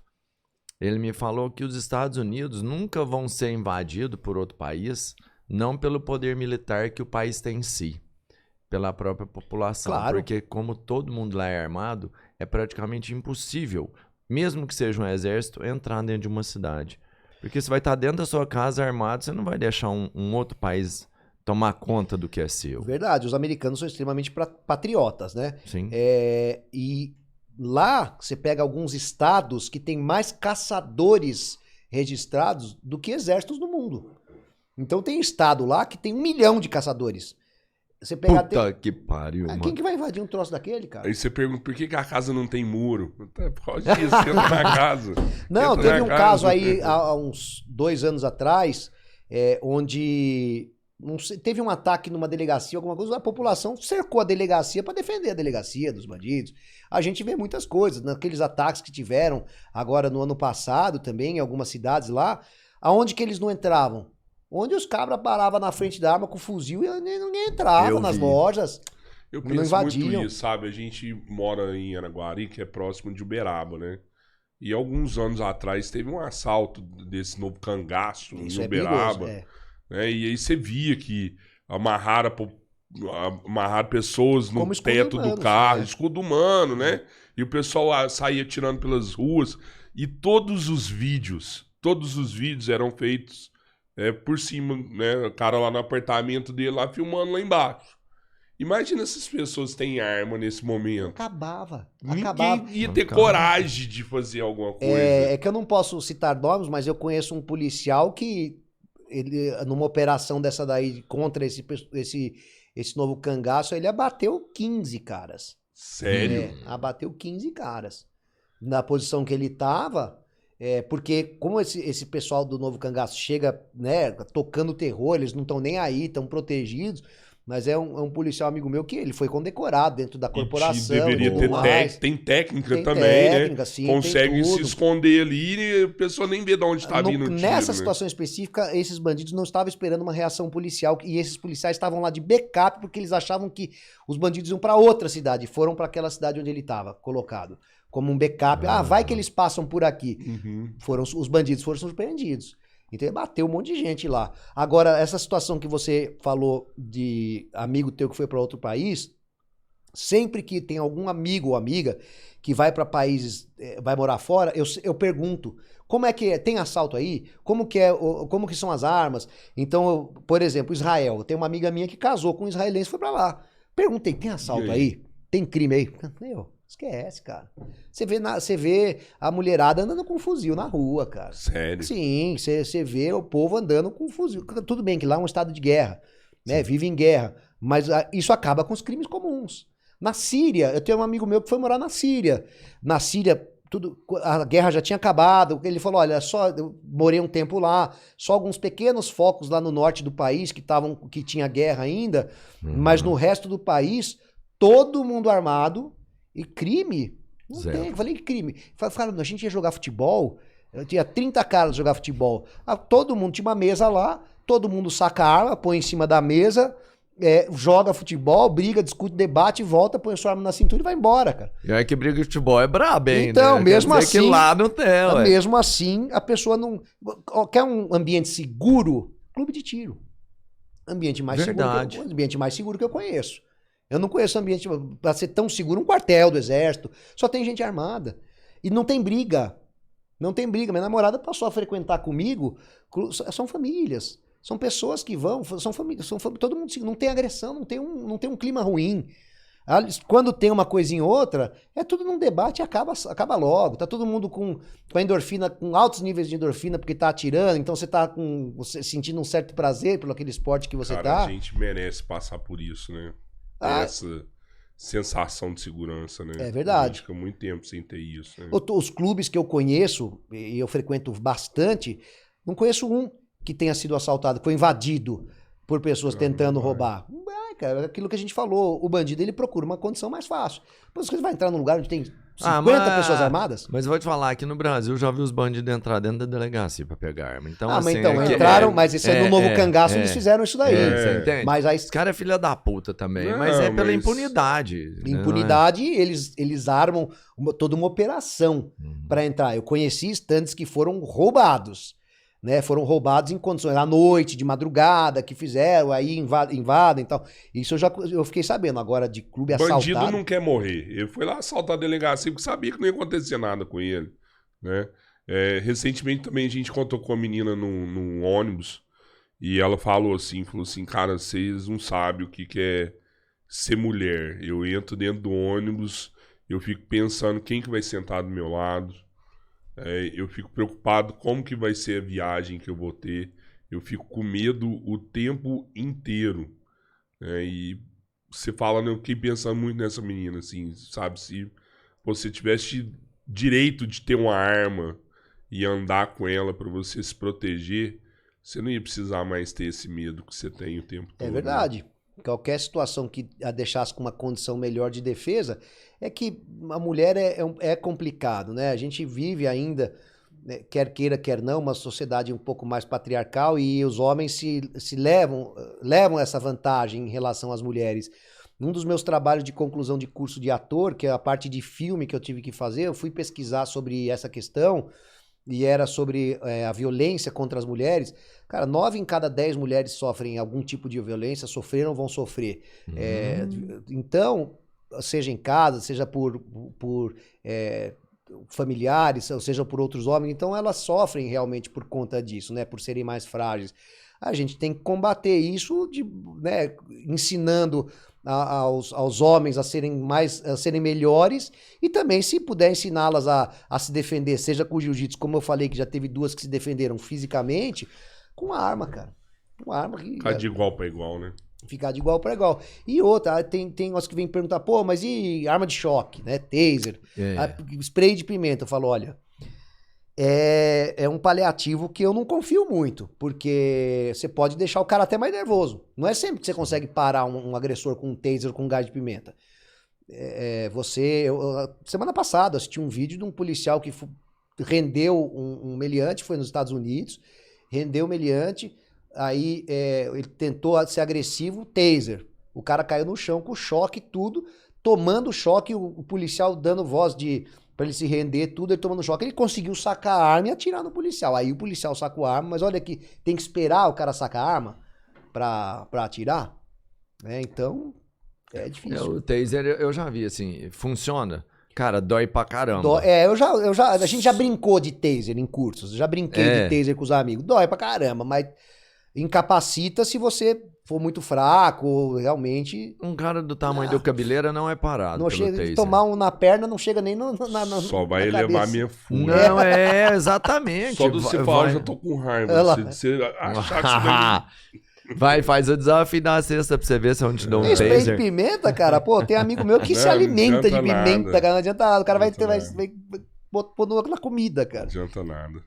Ô, Chico, pô, obrigado, cara. Valeu. Eu que agradeço vocês aí. Valeu demais. Rodrigão, Papo Roberto. incrível. Pô, e aí, tem projeto? O que tem alguma coisa aí? Você quer falar mais alguma coisa? Não, eu tô trabalhando bastante esse ano. A gente tá esperando aí acontecerem os novos decretos, né? Que existe um revanchismo político aí em relação às armas. Estamos tentando fazer com que isso acabe, para que esse novo governo entenda que, primeiro, não somos ameaça para o Estado e só queremos defender a nossa vida e o nosso esporte. Então, eu tenho trabalhado bastante em relação a isso. Tá tendo uma queda de braço, mas enquanto essa queda de braço não se determina, a gente continua formando os alunos, formando as pessoas para que se tire esse estigma em relação às armas de fogo, dando cursos, fazendo com que elas pratiquem. Eu incentivo muito a prática do esporte, do tiro. Que entre para alguma modalidade, se encontre em alguma modalidade e passe a praticá-la, para que você se torne um cidadão mais calmo, se torne um cidadão melhor e que a gente continue praticando o esporte saudável que é, né?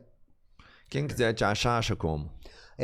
Redes sociais, @Chico Campadelo, no Instagram, @Chico Campadelo Oficial, Instagram, Facebook, TikTok, tá tudo lá completo, com bastante entretenimento e bastante técnica, né? Que eu passo bastante coisa pela rede social, passo sobre os cursos, sobre os campeonatos que eu tô frequentando. É pra isso, né? Pra tentar difundir o esporte também. Só pra me fechar, porque eu me lembrei agora também. Você teve um problema de saúde, você ficou... Foi pulmonar? Tive uma embolia Que pulmonar muito embolia grave pulmonar. há 7 anos atrás, mais ou Sim. menos. Depois disso, E- o que mudou pra você, cara? Olha, me Você mudou... teve morto, não teve? Sim, eu fui considerado um cara que não ia passar da primeira noite. Eu tive uma embolia pulmonar seguido de uma SARA, que é uma infecção pulmonar mais grave ainda, onde o médico falou, olha, ele não passa de hoje à noite, não passa da primeira noite, ele tá com uma embolia gravíssima, a gente nunca viu uma pessoa com metade dessa gravidade sobreviver, nunca vimos, então ele não passa dessa noite. Passei a primeira, a segunda, a terceira, a quarta, a quinta, a sexta, a sétima, fui passando, fui de repente e milagrosamente tive uma pequena melhora, né? Os médicos investindo tudo que eles podiam, aparelhos ligados no máximo, remédio no máximo, tudo no máximo. Eu tive uma resposta boa e a isso eu devo também a questão e a condição física que eu sempre tive. Os médicos falaram Foi isso. Eu perdi 27 quilos em 10 dias. Caramba. E fui para um nível de saturação de 20. Os médicos realmente desacreditaram. Falei, ele não passa de hoje. No dia seguinte, olha, ele sobreviveu, mas de hoje ele não passa. Mais um dia, ó, não, de hoje ele não passa. Então, até que de repente, e milagrosamente, eu tive uma pequena melhora. O chefe dos médicos do Hospital Paulistano falou, cara, você sobreviveu por causa da sua condição. Claro, a equipe médica fazendo tudo que era necessário, mas se você não tivesse essa condição, se você fosse obeso, se fosse mais velho, se fosse muito magro, se não tivesse essa condição física otimizada, você não teria sobrevivido a isso. Ninguém sobrevive a isso, ao que você teve. Então, ele falou, nunca conheci, meu caso ficou para estudo lá no hospital no Paulistano. Até hoje eles não entendem muito bem o que aconteceu, mas sabe que alguma coisa ali nesse sentido teve. Mas E o que eu aprendi? Humanidade, cara. Humanidade, porque da noite pro dia, num estalar de dedos, a gente para mim foi isso. Eu fiz uma cirurgia, foi gordura pro meu pulmão, se transformou, é como se pegasse um pincel e chapiscasse meu pulmão de gordura, aquilo se espalhou, virou uma infecção, gravíssima, onde meu pulmão parou completamente, eles não sabiam mais o que fazer. E aí, quando eu voltei desses 10 dias, eu fiquei 10 dias em coma e fiquei mais 3 dias na UTI. E depois mais 12 dias hospitalizado, no quarto, né, hospitalizado. Mas quando eu voltei, para me sedar, eles precisaram usar muitos medicamentos para sedação inicial. Inclusive utilizaram até o curare, que é aquele veneno das costas do sapo lá, para poder... porque eu era muito agitado. Então, tanto para me sedar quanto para me acordar, foi um problema para eles. E eu perdi todas as minhas funções musculares do corpo. Então, eu não conseguia reagir fisicamente, eu não conseguia coçar no primeiro dia, quando eu acordei, eu não conseguia levantar o braço para coçar meu nariz, eu perdi toda a força do meu corpo. Eu tive que reaprender a andar, tive que reaprender a comer, o banheiro, eu não conseguia ir ao banheiro, porque eu não tinha força para cagar, por exemplo. Então a primeira vez que eu fui ao banheiro, ela falou, você tá de fralda. Eu falei, mas eu quero ir no banheiro. Não, você não tá entendendo, você não consegue, não dá para você tem que ir fazer na fralda.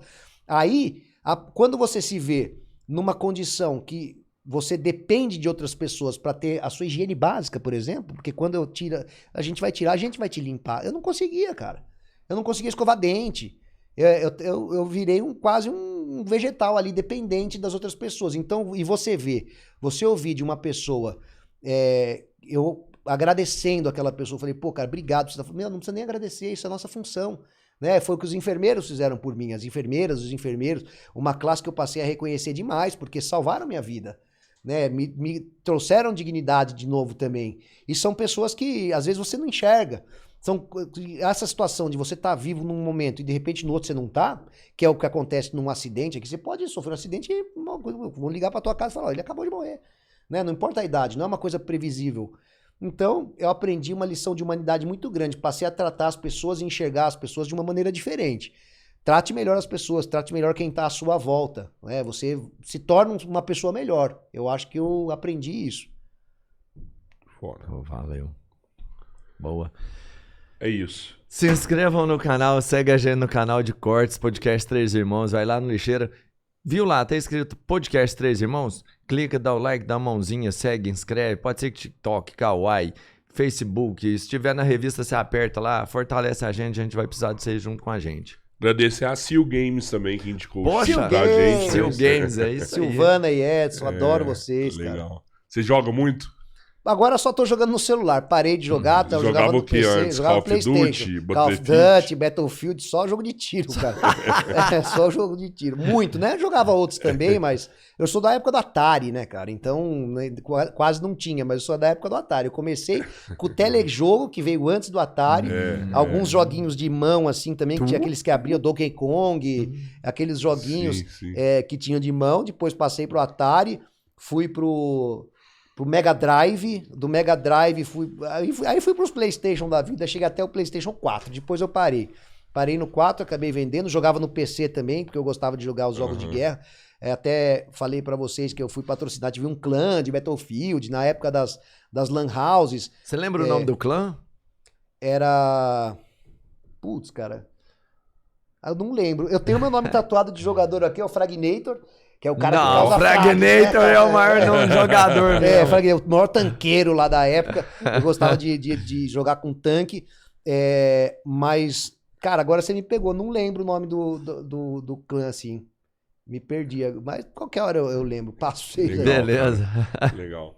Pô, é isso. Eu agradecer o pessoal da Futuristic Games também. Entra lá no nosso site www.futuristicgames.com.br. A gente entrega em todo o Brasil com frete grátis a partir de R$80. Vale a pena dar uma conferida. Mandar um abraço também para o Uberlândia Refresco. Há mais de 40 anos na distribuição de bebidas. Os caras são franquia da Coca, distribuição de água, suco, energético, refrigerante. Um abraço aí para eles aí. Termolar, parceiro internacional, referência em produtos térmicos. Pode ser a caixa térmica, uma garrafa de café ou o copo da moda que mantém sua bebida gelada por muito tempo e aquecida por um bom tempo. Se precisa de produtos que durem muito, use Termolar, porque tudo que é bom dura mais. Internet de qualidade é WN Telecom. Essa empresa ganhou prêmios diversos não só por ser a melhor internet, mas também a mais rápida. Uma empresa de pessoas para atender pessoas. Isso é muito mais conexão. Valeu, gente. Valeu. Obrigado. Flui. Valeu.